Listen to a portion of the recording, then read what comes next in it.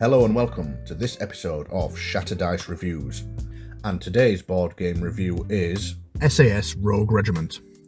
This is going to be more of a preliminary review, as I only recently got this game and have not yet finished the campaign, so if my thoughts change I may well release an update to this.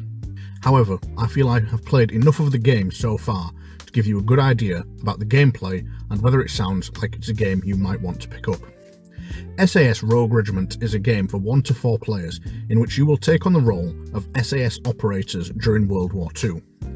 The game is focused heavily on stealthy infiltrations and exfiltrations from behind enemy lines.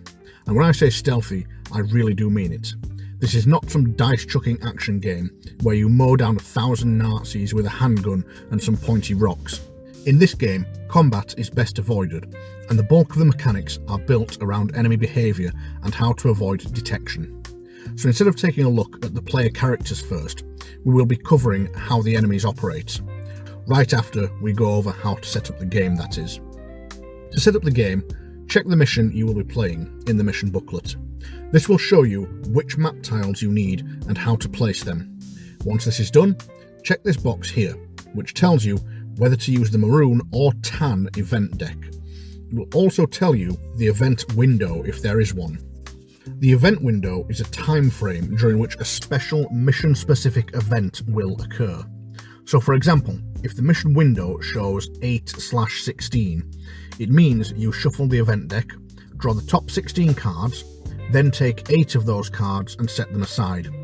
Now take this special event card and shuffle it in with the remaining cards. Place this stack of cards on top of the event deck, then take the 8 cards you set aside earlier and place those on top too. The special event will now occur sometime between the 8th and 16th event phase. The event phase takes place every turn during the enemy phase, and so in the example given above, you would have 8 to 16 turns before the special event triggers. With the event deck set up, you can now pick the SAS operators used in this mission. Place their character tokens on the board as indicated, and collect the player mat for whichever characters you are playing. Now, set up the patrolling soldiers and sentries. Patrols will move around the board following these dashed black or white lines. For each patrol line, take one of the German soldier tokens with a rifle on their shoulder. Notice that these markings on the token show you the soldier's field of vision, which is a 90-degree cone, and their facing, which allows you to quickly determine which direction they are moving and what they can see. But also notice some of these riflemen have the markings in white and some in black. This means, as you might have guessed, the white patrols go on the white lines and the black patrols go on the black lines. Each patrol line has 2 of these arrow icons on them to mark the starting position and direction of each patrol. You get to pick which of these arrows to place them on. This represents the SAS waiting for the ideal moment to start their mission. Once all the patrols are placed, do the same for the sentries, placing a matching black or white sentry on these icons here. Sentries begin facing in the direction of the filled arrow, so you don't get quite as much control over these guys.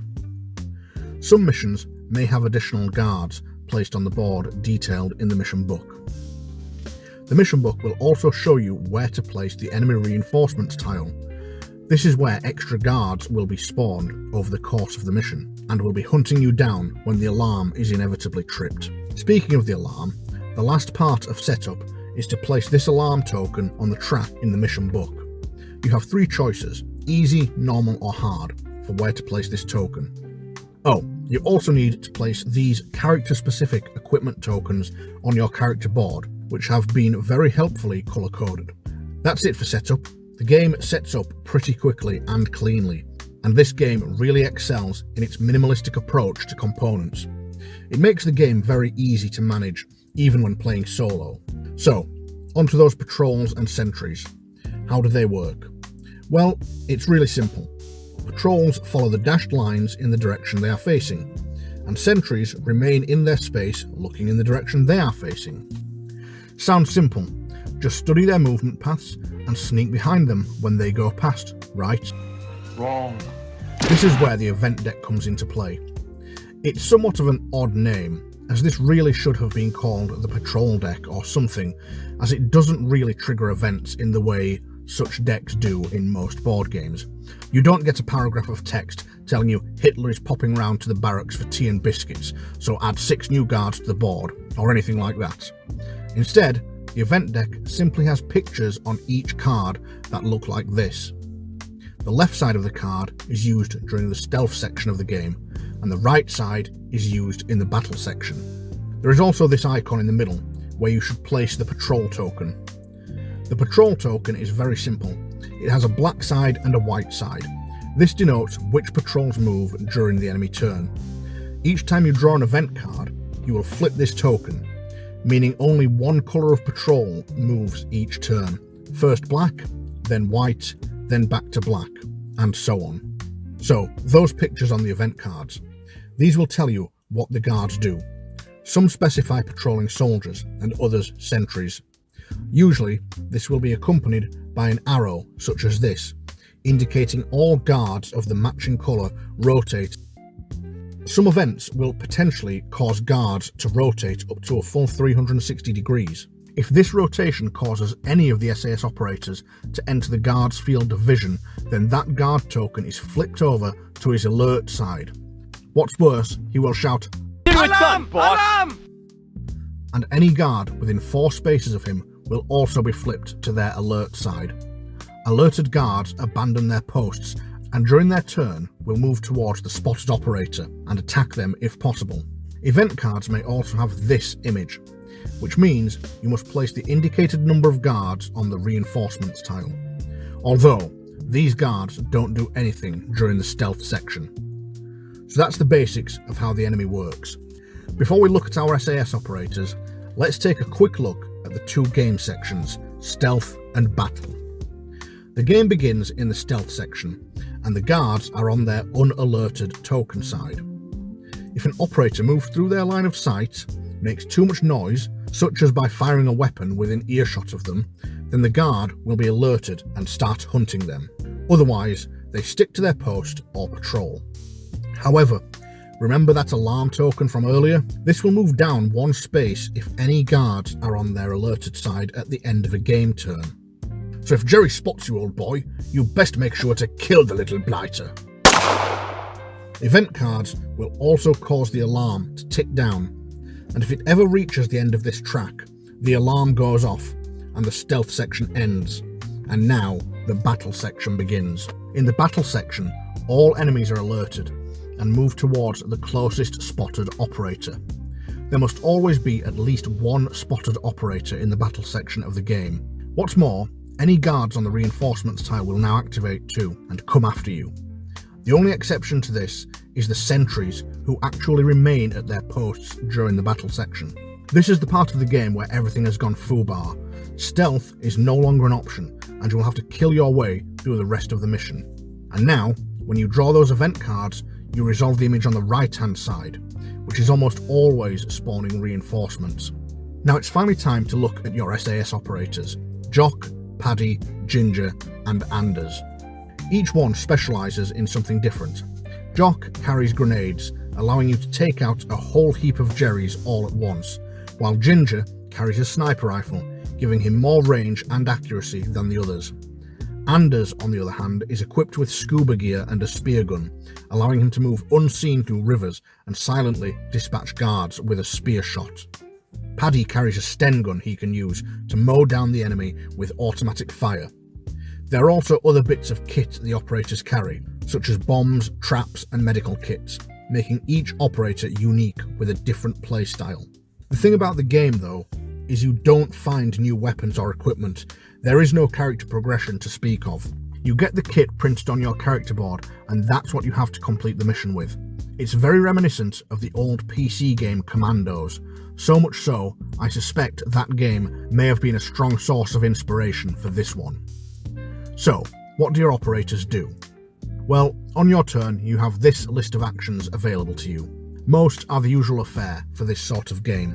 Moving and sprinting move you across the board, aiming increases your chance of hitting with an attack, crouching lets you hide behind hedges and walls. They are mostly exactly what you would expect. Mark Target is an interesting one though. This allows you to shoot an enemy on their turn instead of yours.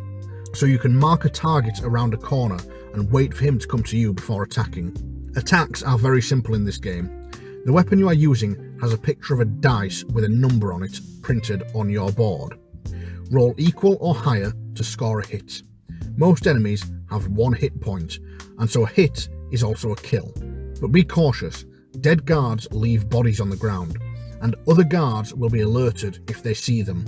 Lucky for you, you can pick them up and shove them in a forest or empty room, where, if they are not seen by another enemy, at the end of the turn, they very kindly bury themselves and are removed from the board. One more thing about combat. It is possible, through aiming and other factors, to modify your attack roll to such an extent that it succeeds on a 1 or more. This means no roll is required and you automatically hit. Unlike many other games where a roll of 1 is always a miss, that is not the case in SAS Rogue Regiment. Well, that's about it for the basic rules. You will use these to navigate your way through various missions, such as blowing up enemy buildings and escaping enemy territory. Now let's take a look at the good, the bad, and the ugly. The good. The stealth in this game is brilliantly done. I haven't played many stealth games, but this one sets the bar high. The rules, though quite dense, are also quite intuitive and simple. Enemies move along pathways, rotate when an event says so, and you try to stay out of sight and earshot. That's about it, and it works really well.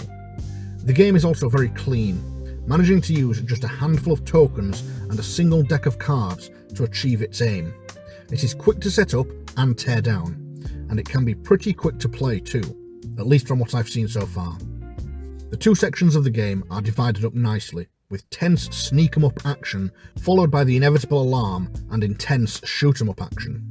The game really seems to almost perfectly achieve its aim, exuding this theme of being a special forces unit fighting behind enemy lines. The bad. The rulebook is really dense. I found it a bit of a slog to get through, as it breaks down everything in detail for the operator phase and the enemy phase, but it doesn't cover basic key concepts very well, such as instructions on the basic setup of a game, and it can be a bit of a struggle to find specific bits of information. Luckily, however, the index is quite good, so this shouldn't be much of an issue. The lack of character progression, while understandable for a historical war game such as this, also feels like a bit of a shame. It will be nice to have 1 or 2 upgrades over the course of the campaign to really make it feel like you have been on a journey with these brave soldiers and picked up a few tricks along the way. Sometimes the enemy phase can feel a bit more involved than the player phase too, as you carefully adjust patrols and sentries, check their line of sight and alert status. Meanwhile, on your turn, you spend all 4 of your action points climbing over some rocks, and then you're done. The ugly. This game is so sleek and clean, there isn't much to say here. I suppose it's fair to say the game boards are a bit bland, fields and roads with a smattering of buildings and rivers. It serves its purpose, but doesn't really have any wow factor.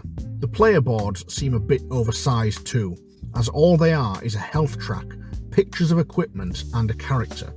The details of how equipment works is written in the rulebook. I feel like a character card with health track and equipment list would have been better, and instead of tokens to represent your equipment, a few cards with their rules printed on them would have served just as well and been far more convenient than having to check in the rulebook every time you're not sure what a piece of equipment does. Also, from a purely aesthetic point, I would have preferred standees or even miniatures for this game, just to make it pop a bit. It's very well designed mechanically, but it doesn't really jump off the table when you set it up. I can imagine a lot of players seeing it as a bit lackluster. But this does help keep the cost down, so it's not really that much of an issue. So, what do I make of this game? In the short time I've spent with it, I'd say it's not very boring. So far, there is a nice level of excitement from that core stealthy gameplay, always keeping you on edge, whether that next event is going to make a guard turn around and see you, or will you get lucky and sneak by unnoticed. And then you usually get a big climactic battle as the alarm goes off at the end, and it's a mad dash for the finish line. If the somewhat plain presentation of the game doesn't bother you, and you like the sound of some stealthy World War II action, this is a game definitely worth checking out. Well, I'm bored of reviewing this game now. Bye.